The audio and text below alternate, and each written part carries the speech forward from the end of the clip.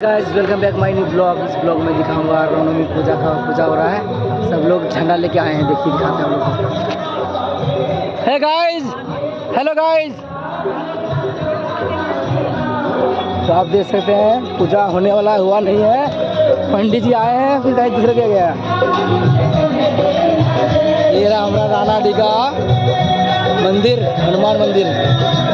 ये सब लोग आ रहा है, ये देखो सब लोग बैठा हुआ है, सब पूजा के लिए बैठा हुआ है। पंडित जी आएंगे, पूजा करेंगे, फिर सबका प्रसादी मिलेगा। आगे दिखाता हूँ आपको।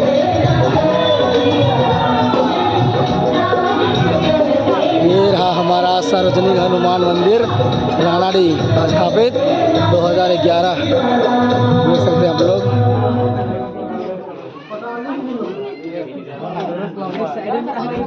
ये रहा मेरा छोटा सा ब्लॉग। अच्छा लगा लाइक और कमेंट। बाय।